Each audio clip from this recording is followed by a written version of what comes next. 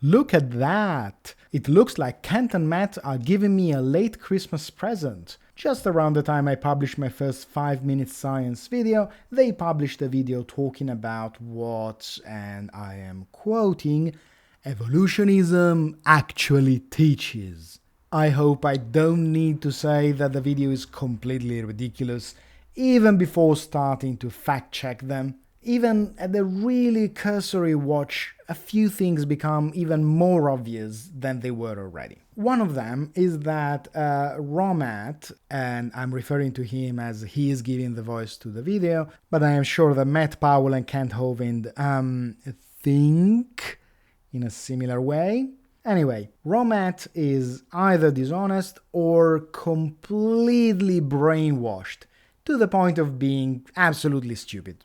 Or both scenarios are actually possible at the same time, actually. The second obvious thing is that he doesn't respect his audience enough to think they can read. Now, the video is about 4 minutes long, and I am not going to reply to the whole of it, because most of the sentences uttered by this guy have a really simple answer, which is, no, Matt. Don't be ridiculous. If you don't have enough respect for your audience to think they can read, have at least enough respect for yourself. You are insulting non-creationists on points they are not making, or that you are taking out of context that you end up insulting yourself. The same can be told about Kent Hovind and Matt Powell, really, and in the case of Powell, for what? To scam your audience for money? Become like Kent Hovind? The narcissist wannabe leader of a cult? The selfish copycat of Ken Ham? The guy who ends up leading some poorly informed people on a patch of mud after a decade in prison? The guy who was backstabbed by his own son, and whom you will backstab at the first chance? Is that who you're trying to emulate? And then be backstabbed in the future by, I don't know, your son, someone else, who knows? Well, if so, try at least to do a better job. When Kent was younger, he was at least capable to pass for vaguely believable to an incompetent audience. You are just obviously a scammer.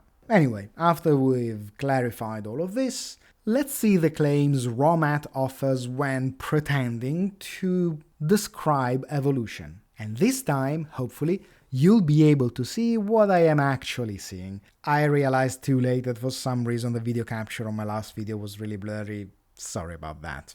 You will notice, if you watch the original video, or really any source of the pathetic duo, or I am ready to bet of this Romat guy, whose website I've never really seen, that they only use non-scientific, non-official sources to make their claims. Memes, Wikipedia, images made specifically as a mockery or as an oversimplification, and popular newspapers are the most frequent sources for these three. And this goes back to what I was saying in my first video. Technical sources are too difficult. They don't understand them because they don't have enough of an education to understand them. Luckily, I don't have a specific background either, but I have the methodology to study and research. A concept so foreign to them that they will mock it if they ever find my videos, thus ridiculing themselves even more. Let's go to the specific claim though.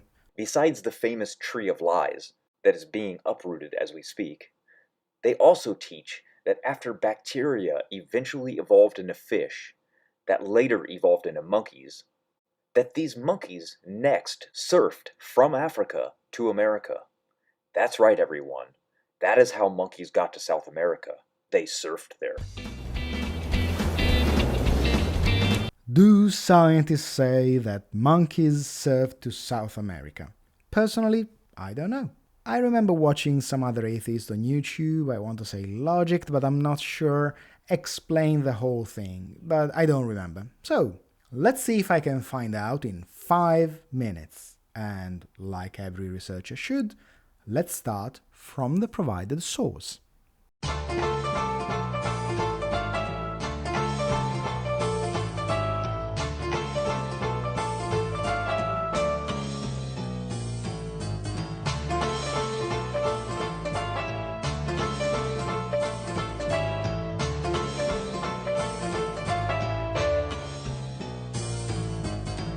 1 minute 43 seconds, including reading and using another website as the National Geographic site didn't allow me to read properly. What have we learned? We learned that the term served is not used in the same way as Matt wants us to think it was used. Obviously. What the article explains is that some monkeys were probably traveling on islands of vegetation. Very different from a surfboard with nothing to eat or anywhere to stay. We have also learned that the small size of these monkeys was advantageous for the trip, which destroys another common strawman made by creationists. In fact, no one in the scientific community says that to evolve means to become stronger and bigger and taller and blah blah blah blah. It means to have the best features to survive in a certain environment. Small monkeys fit better on a small island, need less food and don't have to hunt.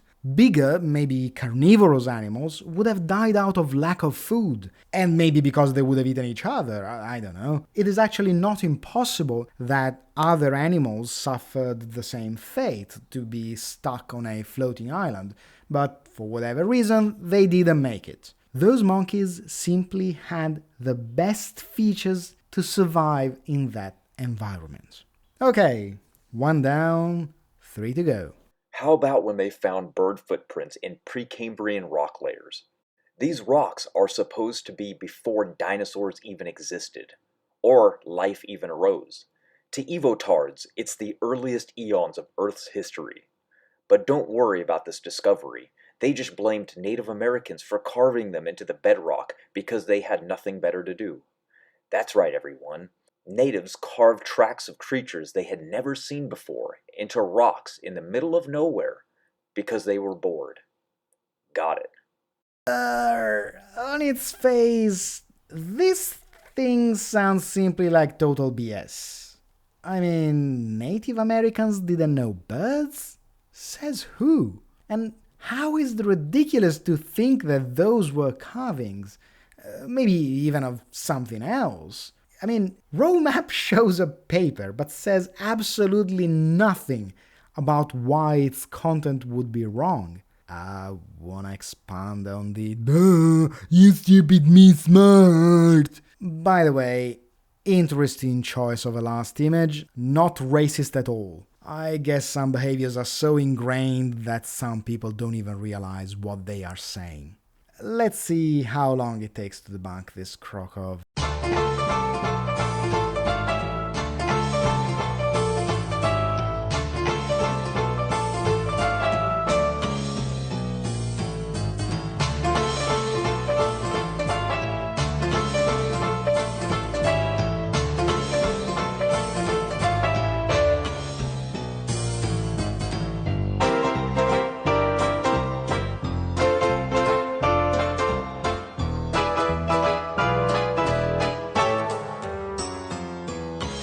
Okay, this one took a bit more to unpack, but not for the reasons that Matt would like though. If anything, for the opposite ones. In the 5 minutes I gave myself to find information about his claims, I saw several reports of bird tracks, but it is hard to say which one he was referring to, given that he gives no sources or references. The whole description section of his video is dedicated, surprise, surprise, to advertising Kent Hovind's lies and trying to make him some more money. No sources, no references, nothing. Even Googling the name of the article gives absolutely nothing, even on Google Scholar, which is a pretty strong indication that some BS is going on. Not to mention that the article seems pretty dated, again showing the creationist tendency to think that if someone who disagrees with them said something once, then everyone will claim that thing forever. There's a little bit of projection there, isn't there? So, I would say this is debunked in 5 minutes too. Not so much because it has been proved a lie, but because I can't even find any evidence of the existence of the claim. Furthermore, even the explanation quoted by Matt and taken from some crevice of the internet has not been proven wrong. I can't even find proper sources for additional explanations that I'm sure have been given in the meantime and received no answer. One of these answers was given by Jackson Rowe, another YouTuber with a small channel. He found some articles dating the tracks to the Triassic period. I had also found something similar during my research, but given that Matt doesn't know how to make claims, I wasn't even sure if the tracks the article was talking about were the same. I have no idea. The conclusion to this claim is also that Matt, Kent, and that group ignore how to do proper research. But why do squid and octopus exist in the theory of evotarism? Well, because according to them, they lack any known phylogeny with anything on Earth. Well, in their words, one plausible explanation, in our view, is that the new genes are likely new extraterrestrial imports to Earth. Grrr. Plausible, huh? Oh, but it gets better. They have details for how this fable even happened. They state, the squid eggs hitched a ride to Earth on the back of asteroids. Thus, the possibility of crypto-preserved squid and octopus eggs arrived in icy bodies several 100 million years ago should not be discounted, as that would be a parsimonious cosmic explanation for the octopus sudden emergence in Earth 270 million years ago. So cosmic flying squid and octopus flew here from distant parts of the universe just to splash down in our oceans and become mortal enemies with one another. I mean, here I have no idea what to say. I don't even need 5 minutes of research. The dishonesty, ignorance, incompetence, and disrespect of their own audience in this bit is just disgusting. First of all, the articles talk about genes, not animals. The fact that Matt quotes those articles without even hiding the words maybe means he's in good faith, but still idiotic. Secondly, those articles are talking about possibilities. Third, you do realize you are supposed to talk about evolution, right? I mean, sure, it is partially related to it, but how does the potential extraterrestrial origin of a set of genes disprove evolution? How is it absurd to claim that some genes could have been transported from space? For what you know, there could be millions on every comet, and that was the only set surviving a trip to Earth. Let's be clear, I'm not saying this is the case. I'm saying you don't know. And claiming it is absurd because you can't understand the concept doesn't disprove a thing. What does disprove your honesty instead are all the screenshots that you display and misread. All of which, let me add, come from oversimplifications of a difficult concept, as usual. I'm ready to bet that the scientists who made the research didn't actually say what the articles say, let alone what Matt is saying. Anyway, I am not going to spend 5 minutes to this. Let's pretend that the articles are saying exactly what the scientists were saying. Matt is still wrong. Also because he is not really making a claim. He's just saying, oh, this is stupid. By the way, Matt, I'll tell you a secret. Understanding a simple comparison made specifically for ignorant people does not make you an expert. Really, just go back and re-watch the segment. The amount of lies, simplifications, and empty insults that obviously bounce back to the sender is just pathetic. Atheists are great at word salad and twisting the definition of words around. Macroevolution is the perfect example, because they know it has two definitions. So when a creationist says that macroevolution is not true, they immediately jump on the opportunity and use the other definition of the word, which is speciation, which is true, all while ignoring the other definition entirely, which is large-scale change over time, like a dog to a whale, which is not true. They do this knowing darn well that they are being deceitful, so the next time an atheist tries to play word games, remind them of the actual definition of the word, and how they mix truth with lies to push their agenda, and then expose them for what they are. Wait, so your last point is that atheists are liars because they believe that dog became whales? Honestly, do I need to research anything here? No, I don't. Apart from kettles and pots, I guess, given that no, It is the creationists that make claims and use definitions that have nothing to do with reality. For the 10 billionth time, no one has ever claimed modern species evolved from other modern species. What happens with speciation and macroevolution is that some features are added or changed from one generation to another. Watch my old video in which I use the Bible to explain how one small difference is almost invisible, while hundreds and hundreds of differences added together change something entirely. Dogs and whales have one common ancestor from which they departed and started their own journey at a species level, so that one branch slowly, eventually became always more dog-like and the other always more whale-like. But also, aren't you a bit of a hypocrite when you call out someone for using only one definition when you refuse to use both definitions? Let's ignore for a second the fact that you are lying and that scientists do not ignore one definition. Otherwise, it would not have been written on your source. Let's focus on how many definitions you use. 1. And call the other a lie, with no evidence, sources, or even knowledge. How many are you claiming scientists use? 1.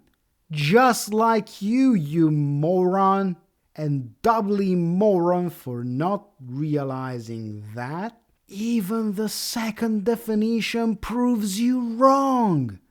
In the source you show cats and dogs split their lineages at some point. Split enough of those lineages, follow whichever branch you want. Compare the first and the last species on the line you drew, and you get completely different kinds. And guess what? The older one of those species will have some features in common with other modern species, because that is evolution.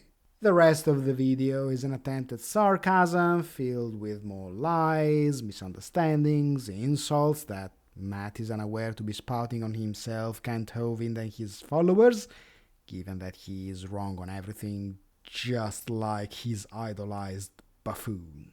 Isn't it ridiculous that it takes tens of minutes to only scratch the surface of the lies and bullshit listed in a 3-minute video? The theory of the mountain of shit is still valid. Anyway, as usual, please help me grow by subscribing, commenting, telling me what you like, what you don't, and letting me know if and how I could improve my videos. Again, sorry if they are really sporadic, but for the moment it's the most I can do. Nonetheless, remember that I accept any feedback, including negative ones, unlike churches.